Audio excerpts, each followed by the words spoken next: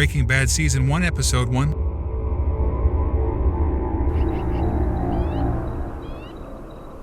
The first scene we see is several landscape shots of desert in Albuquerque, New Mexico. Suddenly, a pair of khakis falls from the sky and is quickly run over by a speeding RV, driven by the owner of the khakis, Walter Hartwell White. He's driving the RV in his white underpants and wearing a gas mask.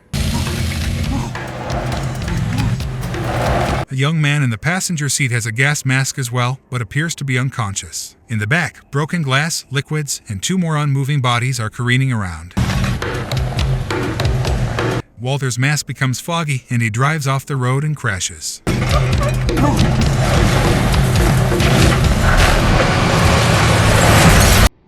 He emerges, flinging the gas mask from him in frustration, before donning his shirt and re-entering the RV to retrieve a video camera and a handgun.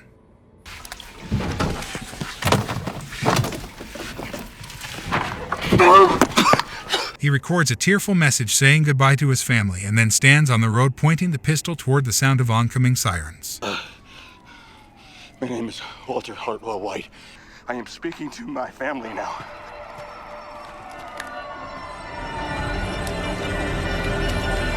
We flash back to 3 weeks earlier.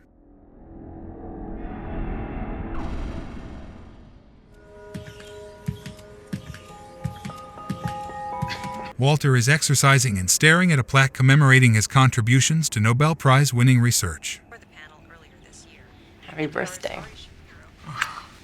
At breakfast, his wife Skylar makes him a plate of eggs with veggie bacon spelling out 50. It is Walter's 50th birthday today. His son, Walter Jr., who has cerebral palsy, mocks the veggie bacon and his mother's healthy food crusade. Eat your veggie bacon. Walter and his son then drive to J.P. Wynn High School, where Walt Jr. is a student and Walt S.R. is a chemistry teacher. Chemistry.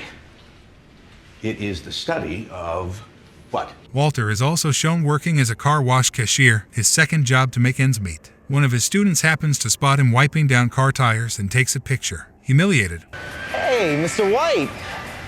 Make those tires shine, huh? Oh my God. Walter returns home late to find a surprise birthday party for him with many guests. His brother-in-law, Hank Schrader, a D agent married to Skylar's sister Marie, is holding a casual demonstration of his pistol and passes around to Walt, then takes his drink from him as the party toasts, leaving Walt holding the firearm instead. No, it's just heavy. That's why they hire men. Hank is also featured on the news busting a local meth lab. Walt is astounded at how much money the criminals have made. Hank, how much money is that? It's about $700 grand. It's a pretty good haul. As I say, it's a good day for the citizens of El. Next day at the car wash, Walt suffers a coughing fit and collapses outside by the cars, and is rushed to the hospital by ambulance against Walt's protests. This is so embarrassing. I am fine, honestly. After a scan, a doctor tells him he's been diagnosed with terminal lung cancer. You understood what I've just said to you. Yes. Lung cancer. Inoperable. Walt seems to take the news well, hides it from Skylar, but explodes at his car wash supervisor, Bogdan, and angrily quits. Wipe down this! Sitting alone by his poolside at dawn lighting matches, he calls Hank to take him up on the offer to ride along with him for a drug bust. I've been thinking about that offer, that ride-along. School bus is clear. Get the green light. The D busts Emilio Koyama's meth lab, while Walter sits in the car and witnesses Emilio's partner, Jesse Pinkman, escaping from the house next door while a naked woman throws his clothes out of the window. Walt recognizes Jesse as a former high school student of his. Pinkman? Later that evening, Walt stops by Jesse's house to make him an offer. They go into business making meth together, Jesse handling the business and Walter handling the chemistry. You know the business. And I know the chemistry. He subsequently threatens to turn Jesse in if he doesn't agree. Either that, or I turn you in. Their partnership settled, Walt steals a box full of chemistry equipment from his own classroom at the high school, while Jesse purchases an RV for them to use as a lab. RV. That's what you want. Oh, whatever, man. Shit, yeah, let's cook here. They drive into the desert and cook, with Walt in his underwear to keep the smell out of his clothes. Jesse declares Walter an artist, and is clearly impressed with his technical abilities. This is art. Mr. White? Actually, it's just basic chemistry, but thank you, Jesse. I ain't buying SA. I'm selling.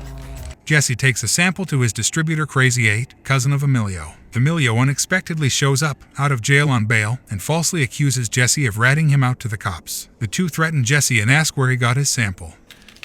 Where did you get this? The three drive out to the RV where Walt is still cooking, but when Emilio recognizes Walter from the bust, the two assume he's working with the D and pull their guns on Jesse and Walt. Hey, I know you. He was there when I got busted.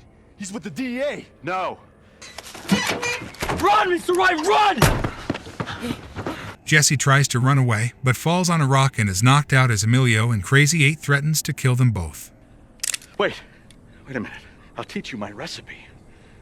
Walter, picking on Crazy 8's admiration of his meth, talks them into sparing him and Jesse if he teaches them his recipe. He begins cooking, but deliberately mixes the wrong chemicals to cause an explosive cloud of gas and runs out of the RV.